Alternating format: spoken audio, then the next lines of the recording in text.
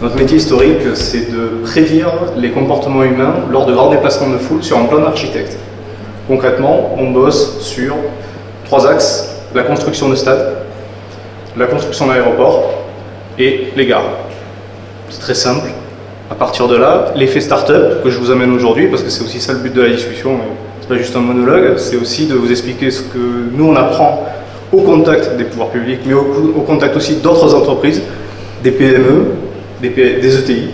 On apprend aussi que parfois le besoin, il vient différemment que de ce que l'on a prévu au tout départ. C'est-à-dire, et je reprends ce que Madame avait dit du conseil départemental là, sur les expérimentations. Alors nous, on n'en a pas encore vécu.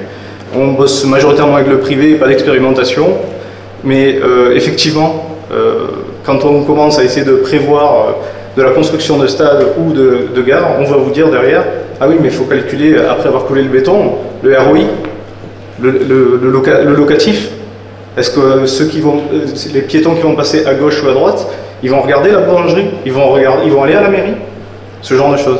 Et donc on a un gros effet d'apprentissage, il faut arriver à un peu mieux travailler ensemble, et nous, start-up, quel que soit le niveau de maturité, il y a un vrai effort de collaboration et pas effectivement d'arriver avec juste, ce qui est notre cas, une intelligence artificielle magique avec la boule de cristal. Et il faut arriver à se parler, et ça c'est jamais le plus simple parce que ça demande un rétro-planning et tout le monde est occupé.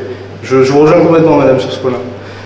Pour notre part, chez Innocide, on bosse au Japon, donc sur la Coupe du Monde de rugby 2019, en Chine sur les JO de Pékin en 2022. Et aujourd'hui, on commence à bosser avec la France pour 2023 et 2024 pour les JO, 2023 pour la Coupe du Monde de rugby. Ce qui est intéressant d'ailleurs pour Madame qui a parlé de l'AMI de Tisséo, je vous ai... Ah voilà. Donc on y a participé, c'est en cours, mais il faut apprendre aussi pour nous à travailler typiquement avec Siemens, parce que ce qu'on nous demande pour la partie Tisséo, c'est prédire les 30 à 40 prochaines années d'augmentation du tourisme à Toulouse. C'est ce qu'on fait.